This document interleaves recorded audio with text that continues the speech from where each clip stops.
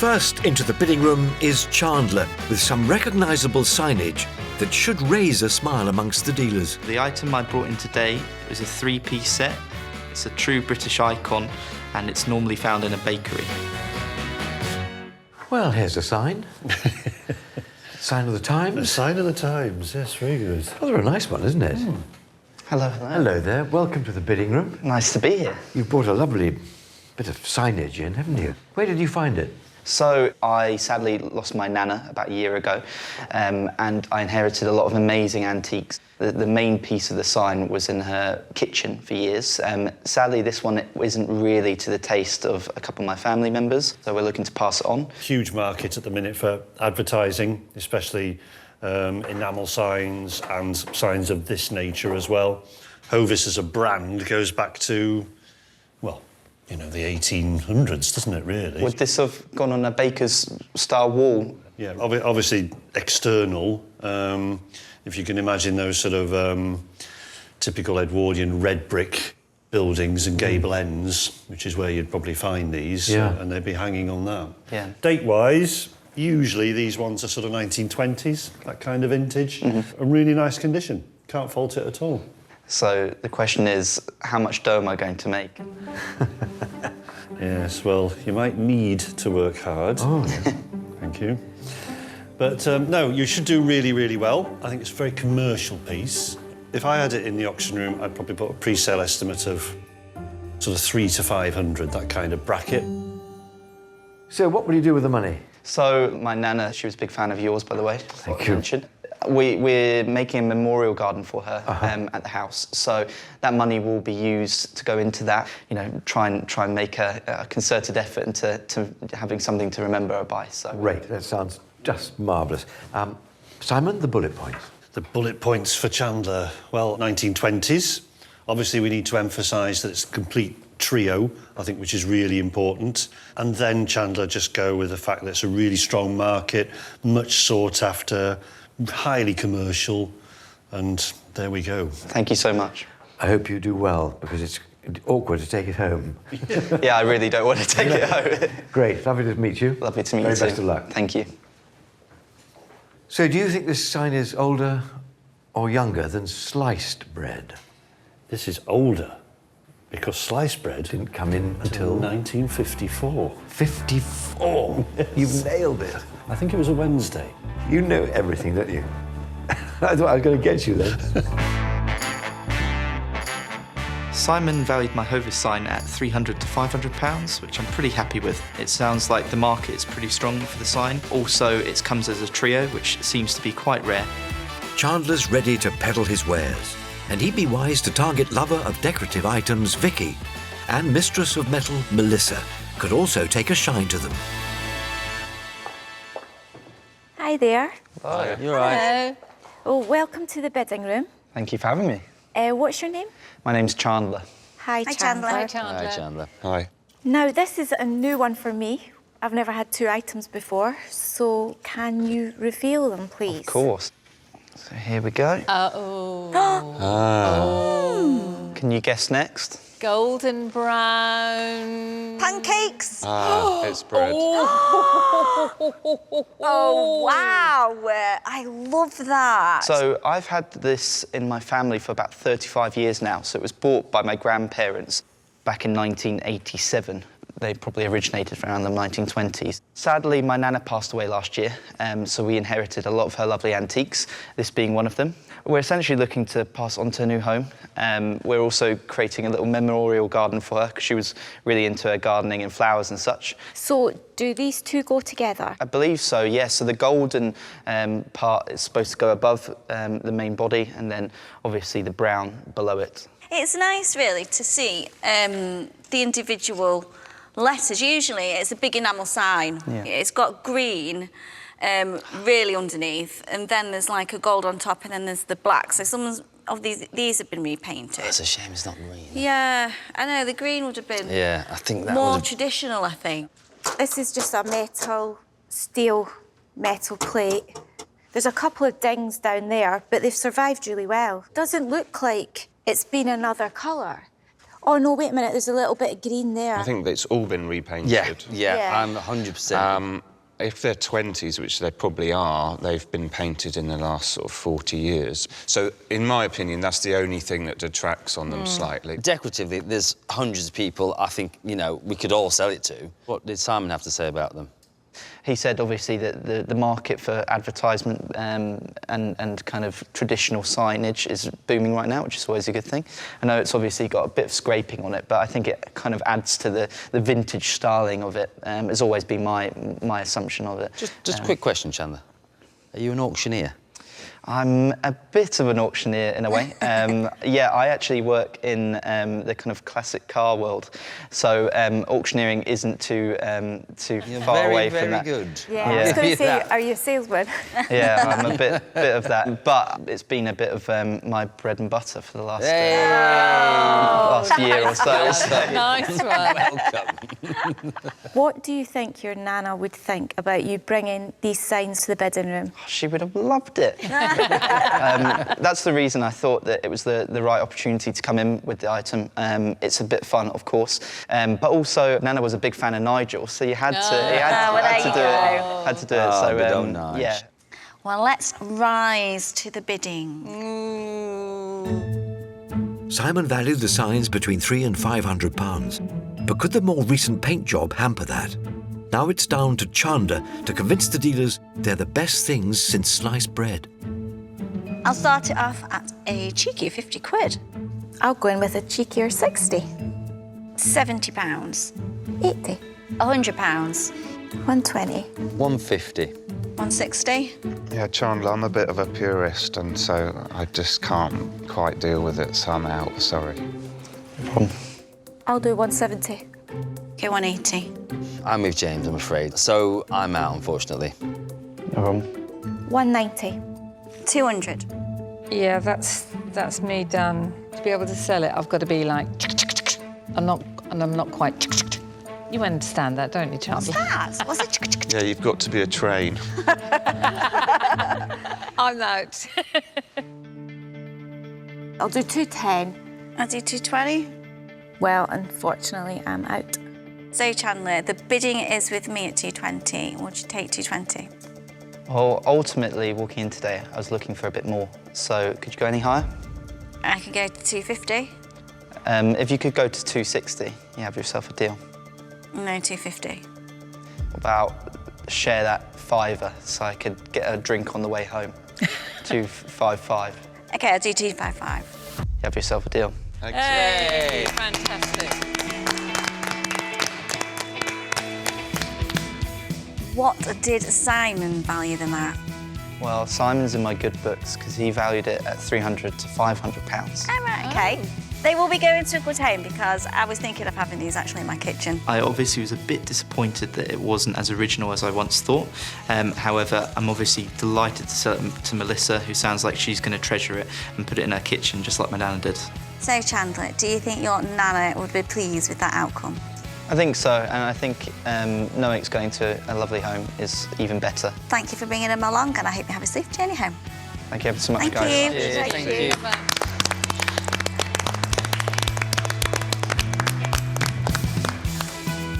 All this talk of bread is making me hungry. Do you know, what's your favourite butty? Egg and cress. Just cheese and tomato. Nice. A chip butty. Chip butty. Loads of butter, loads of salt. John? A roast dinner sandwich.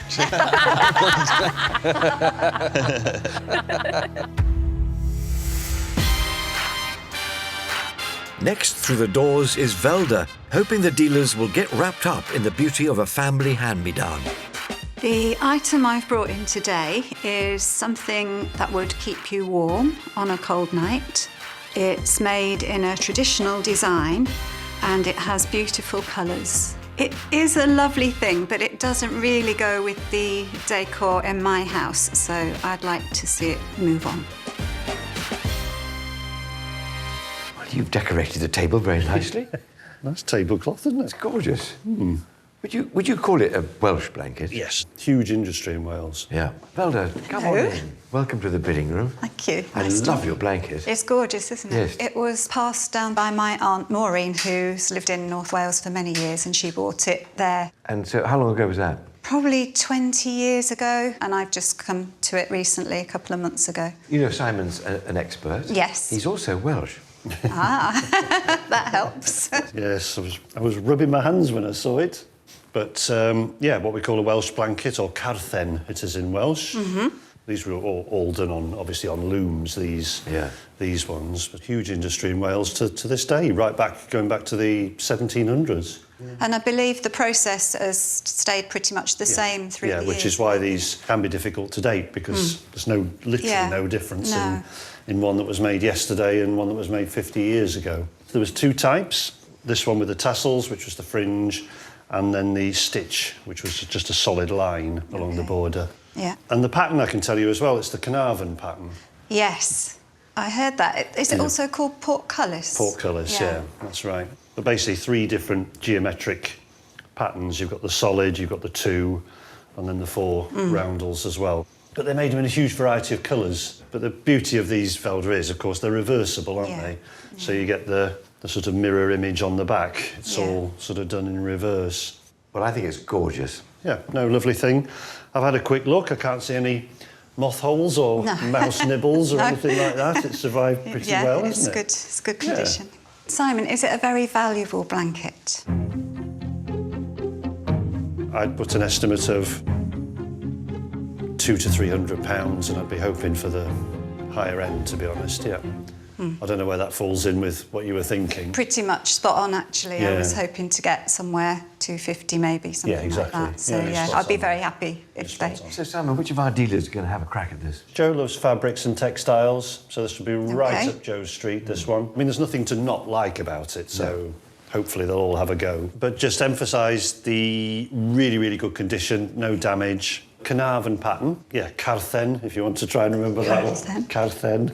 And the versatility, you know, they can be used in modern houses as well as older properties.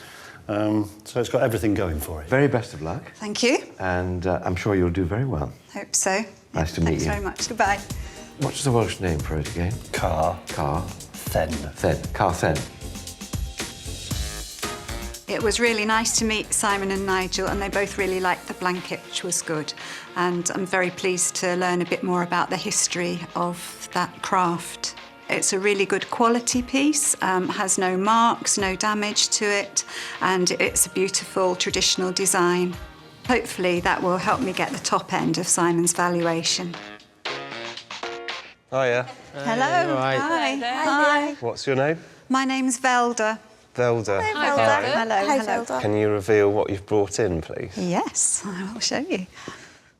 They're Welsh blankets. Is it 1 or 2? It's one piece. It's one piece? Yeah. Oh, yeah. Reversible. Oh, Velda, what a treat you brought us. Oh, can I just sort of...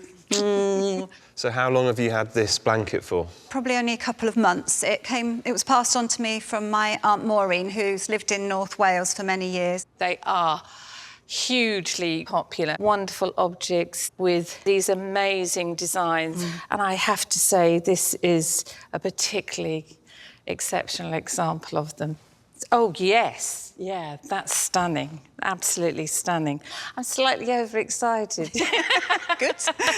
As you can tell. They are works of art, really. Yes, they are, yeah. And that one's a traditional design, the portcullis design or Carnarvon design. Yeah. I sell quite a lot of textiles, but you know, I've never, ever owned a Welsh blanket. I know. Just excuse me while I have a moment. But what I want to know is what makes them so special? I own 6 Welsh blankets. Really? Yeah, we've been buying them for a while.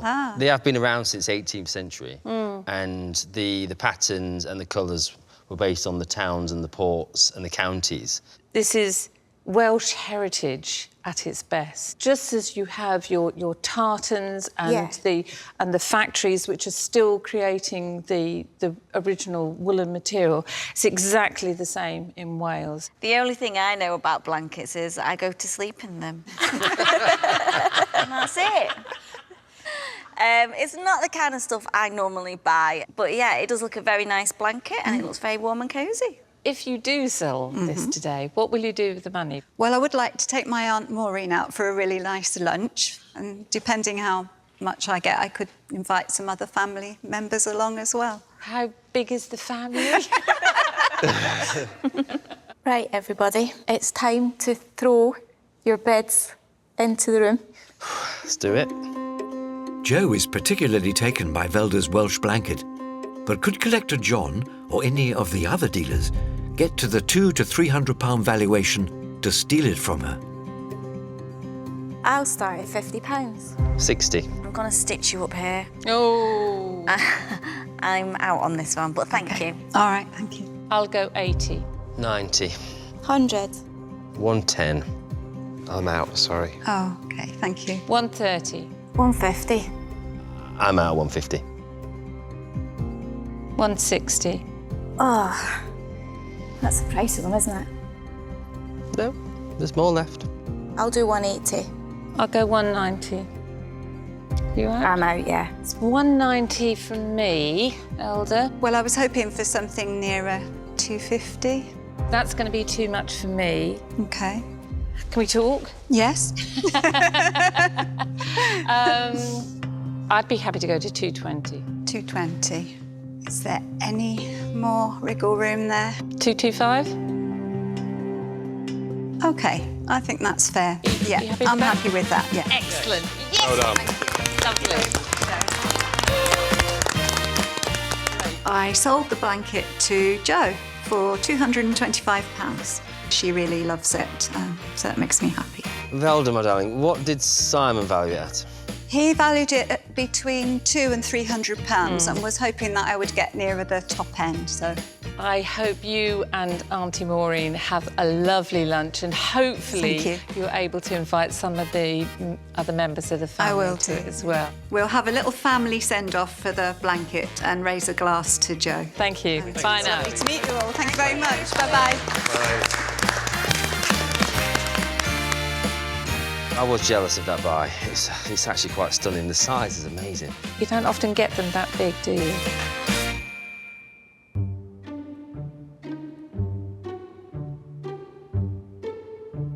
I'm so excited. I just adore it. I adore the textile aspect of it. I adore the social history aspect. I know it's been made on a machine, but there's so much of the hand embodied in the whole process. Yeah, I'm jealous. I can't do this. I can't do this. No. In a million years. You know, I can just about knit a lot of summer holidays with my nan. Of course, in the early 1900s, there was about 300 woolen mills. Nowadays, there's just a handful, and I love how these almost disappeared, the making of these, and with the resurgence in the love for them, they've now come back. The actual kind of patterns did lead to families. So like we've got the Scottish tartans, the Welsh patterns actually led back to kind of families finding mills they didn't even know they owned from the 17th century. A bit like find your family kind of thing. Yeah. Oh, yeah, so it can lead to that kind of history. And the beauty of these is double-sided, so you can kind of have a new blanket on your bed every 2 months, even though it's the same blanket. And how many do you have? I have 6. I have 6. I do have 6. I will send you a photo of my 6. Maybe me just wrapped up in my 6, actually. Oh, yeah, that'll be me wrapped up in this one. Third to arrive is Jamie, with a piece that opened up the written word for the visually impaired. The item I brought in today is really useful and it's really quirky. I want to pass it on to someone who might benefit from it more. It's a box, all right? Yep.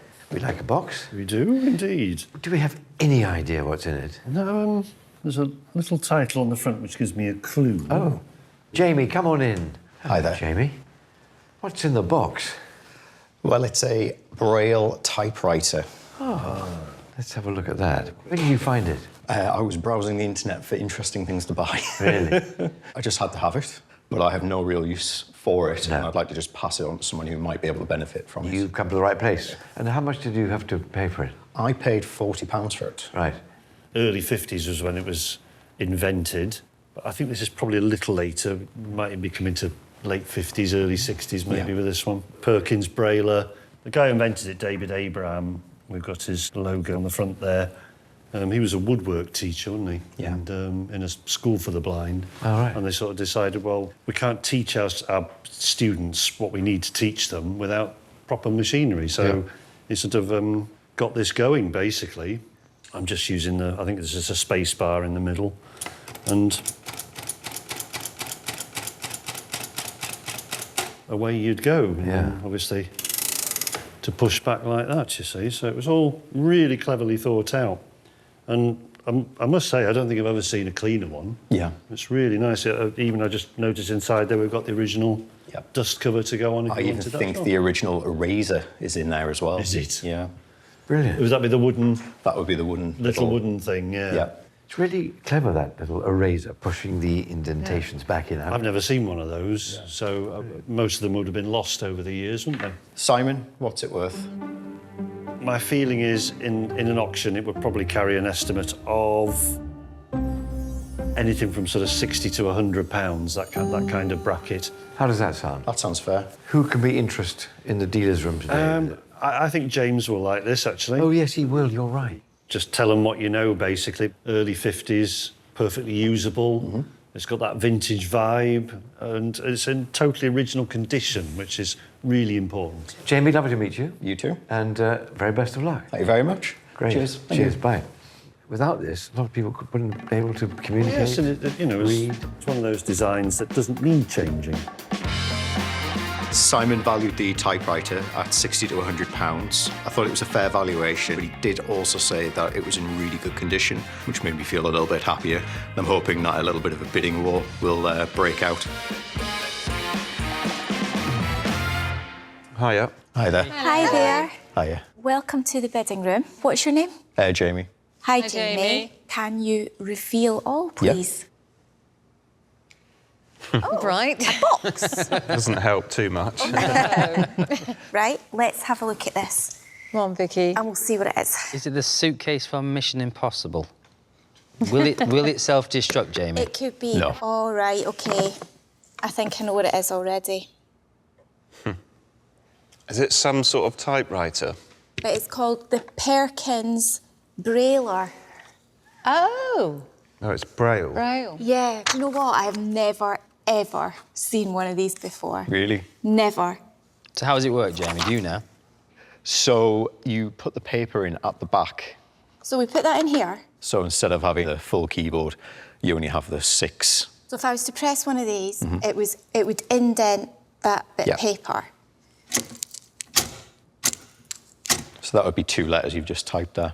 It's a really interesting item. Is it 50s? Yes. Yeah.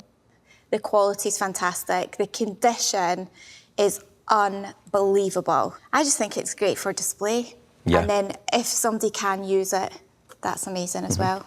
So what's interesting is you said there's 6 buttons. Yes. So within the 6 buttons, do you know that you have to have a combination of each one to form each letter? Yes.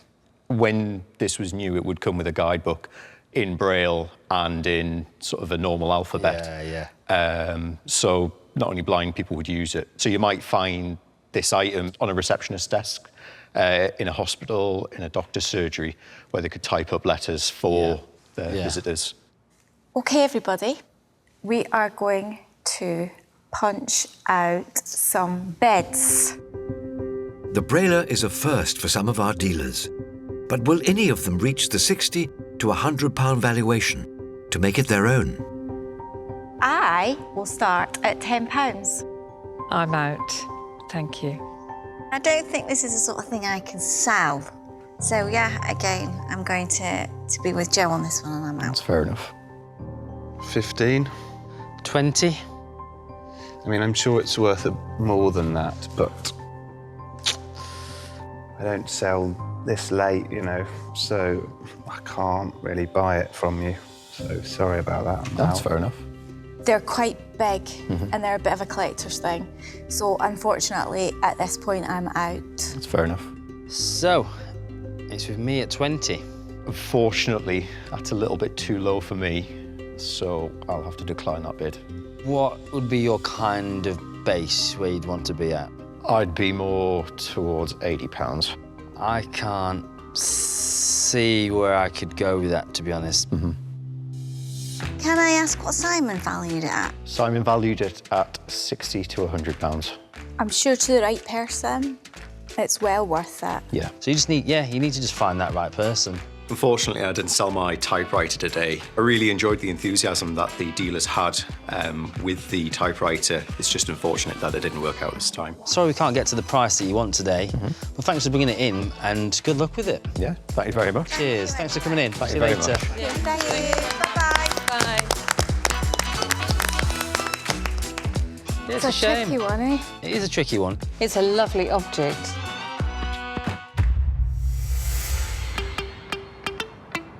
Joining us in our Edinburgh HQ is Rachel, with a little star of an item she hopes will twinkle twinkle amongst the dealers. The item I brought today, it's quite large, although it's made for somebody small, and I think it's Edwardian. This is a handy bit of kit. It is. Quite a big bit of handy kit, though. Yeah. Hello, Rachel. Lovely to meet you. Welcome to the bidding room. This is I imagine it is what it looks like, a cot that travels. Yes. Am I right? Yes. Where did you find it? It was donated to me Was by it? a kind supporter who collects antiques. It's a charity close to your heart. It is. I founded it myself. Oh, lovely.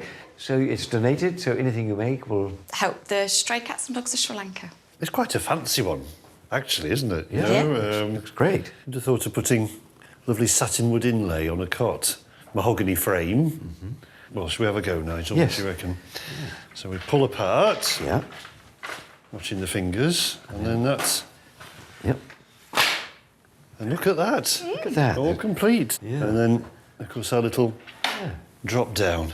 And, yeah, very nice thing. Date-wise, it's probably anything from 1900, 1910. So it's a proper antique, if you like, over the 100 Yeah. years old. From, you know, a decent store of the time, shall we say, maybe a Maple & Co. or something like that. I don't know whether people collect these sort of things or... Well, more as display, you know, especially if you've got something like, say, a vintage clothing shop or something like that. You can imagine just draping things over it and that kind of thing. Or, of course, if you collect antique dolls or something Yes, like dolls, that. they'd fit nicely in They'd there. fit nicely in there, wouldn't Yes.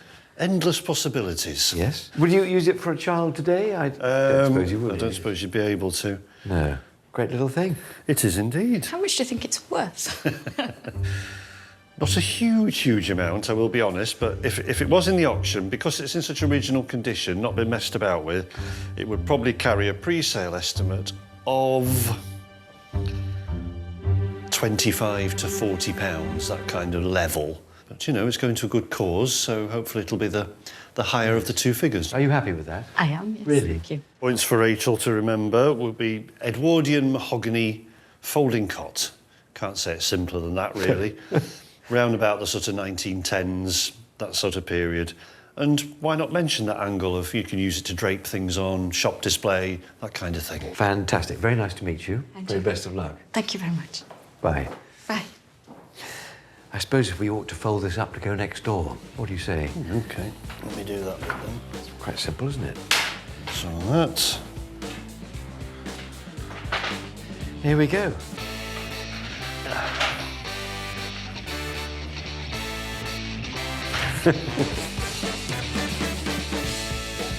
Simon valued the cot between £25 and £40.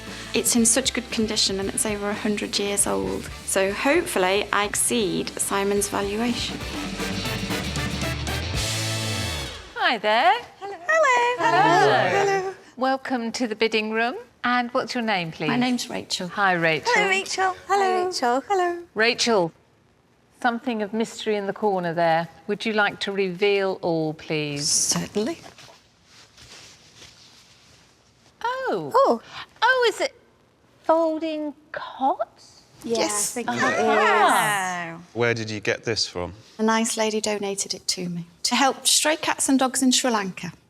Oh. Right, I'm going to have a look. It's been a while since I've touched anything to do with small children. The first thing I'm going to say is it's absolutely fabulous quality.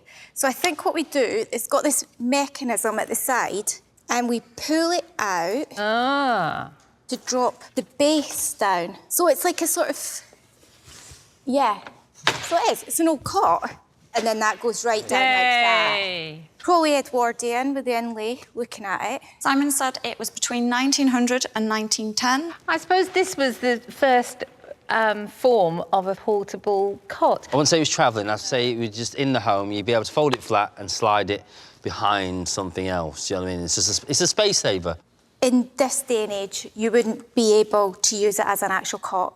Just that with all the sort of sharp edges and things on it, you wouldn't be able to use it for that. But I do think that potentially there's lots of other things you could do with it. You could use it as a great display piece for like plants and everything. And just imagine it sort of filled with lots of greenery. I could see it in like maybe a really cool spa where you just throw after you've used your towels and dressing gowns, you just chuck them in there, something like that. You can use it in loads of ways. Yeah, I also think that it would be quite a good bargain bin. Yeah. It'd be fancy. The bin would actually be worth more than the bargain. Yeah. But to be fair, I could see beautiful blankets stacked up in it. Yeah, I'm selling it to myself, haven't I? You are indeed. Well, I think you've got your buyer. There's no time for snoozing, it's time for bidding. Simon valued the antique cot between £25 and £40. Will any of the dealers offer Rachel and her charity enough to rest easy? £20. £25. Or fivers. Yeah, we are, yeah. £30. 40. I'm out. Thank you. I'll go 45. I'll do 50. Unfortunately, furniture isn't quite my thing, so I'm going to be out on this one, but thank you. Thank you. I've not copped the space for it, so I'm going to be out. OK. I'm going to join these guys and I'm out, but thank you. So my offer is £50. OK, I'll take it. Super. Hey, thank well you. done. Simon valued the travel cot between 25 and 40. I got 50 for it, so I was pleased because it went above what Simon said. Well, Rachel, thank you for bringing the cot in today, and I hope the money's going to help the charity. Thank you, Rachel. See you later. Bye-bye. Thank you. Bye.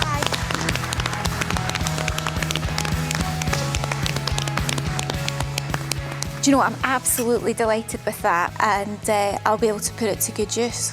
It looked cool with the blankets in it and textiles just coming out of it. Yeah, it looked fantastic, actually. Last to join us is Neil with a family heirloom that has been weighing on his mind. The items are brought in today are from my mother's side of the family and are believed to have been originally owned by my great-grandmother. When I inherited them, there was nowhere really to put them, and with grandchildren coming round to see us, it just seemed a dangerous thing to have. So we put them on the top of the cupboard, and there they have been ever since. They're lovely, aren't they? Gorgeous, aren't they? Really nice. Neil, come on in. Hello, Neil. Hello there. Welcome to the bidding room. Thank you. Those are lovely, aren't they? They are. They've inherited from my mother, but they actually belong to her great-grandmother. One of her relatives, we believe it might have been one of her sons, brought them back from the trenches during the First World War. What, you find them in the trenches? No, I think it might have been a glass factory or an office or something. The story fits perfectly. French, what we call stemmed paperweights for obvious reasons. These obviously predate First World War. These are going into the 19th century, anything from 1850 to 1870s, that kind of date. I love the stems because we've got the bubble glass stem, really nice. And then obviously what we call the millefiori top to it, which is basically multicoloured glass canes. Each one is totally individual because although it's the same process, you can never get one the same as the other, so they've all got their little quirks. These are going to fly, aren't they? I hope so, because the paperweight's always very collectible. And these are really, really nice, ones we don't see often, and no damage, Neil, which is great. No, they're well looked after. Everybody will absolutely want these.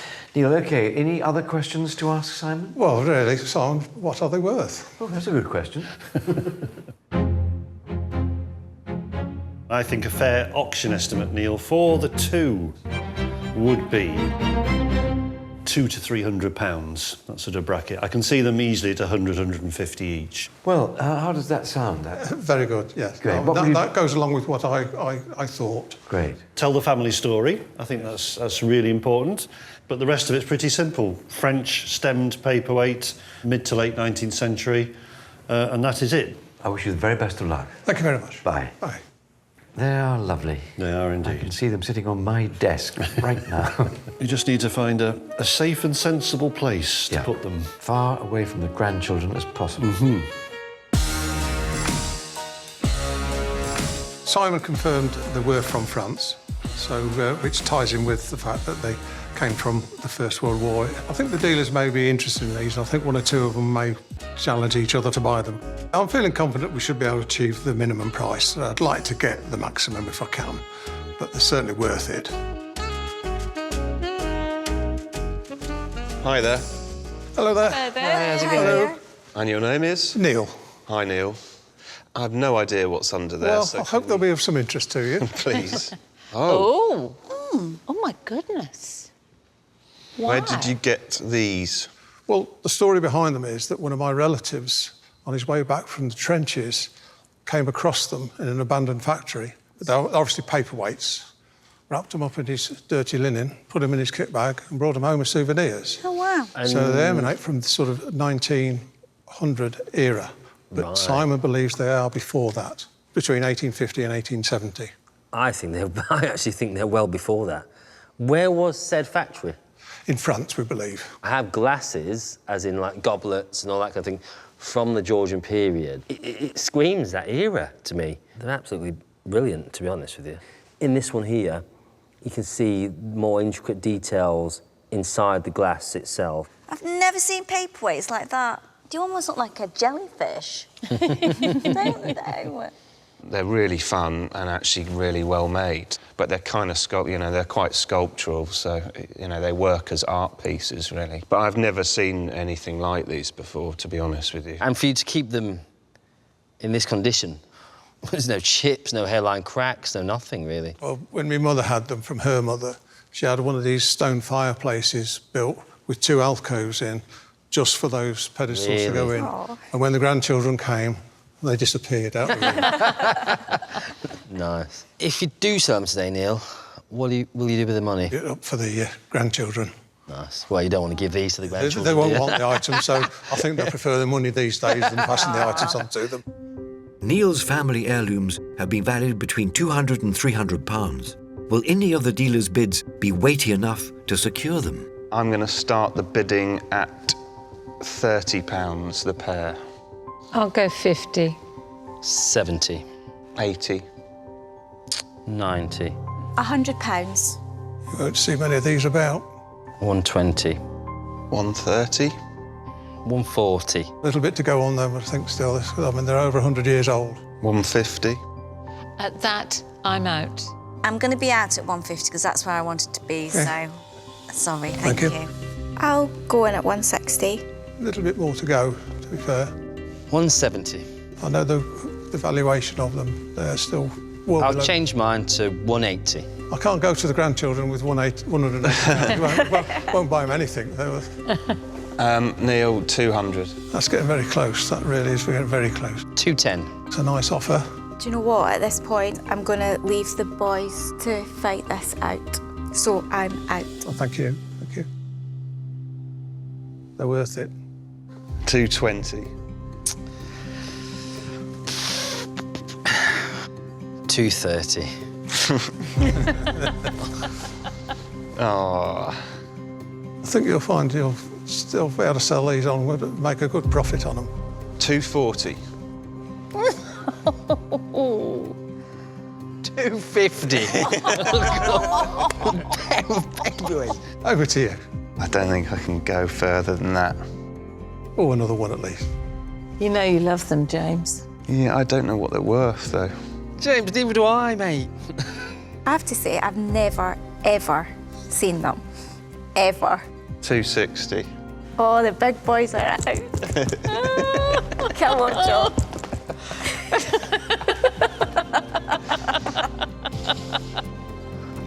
I can't. It's too... No, I can't. Sorry, I'll have to bow out at 260. Oh, thank you. I'm really sorry. Thank you very much. So, Neil, my final offer is 260. Do we have a deal? Yes, we have a deal. Good. Hey. John and James were the most interested dealers. They were having a little bit of a tussle, deciding who was going to outbid who, but finally James won through. Right, with bated breath, I'd like to know what Simon valued these at, please. Between £200 and £300. OK. In the end, the paperweights sold for £260, and I'm absolutely delighted. At least they're going to go to somebody that will appreciate them more than I. So, Neil, thanks for bringing these in. I've never seen anything like them before, and I'm delighted with them. I'm going to tease John all day about them. So, thank you for that. Thank you very much. Thank you. Lovely. Thank you, Neil. Nice to meet you. Bye-bye.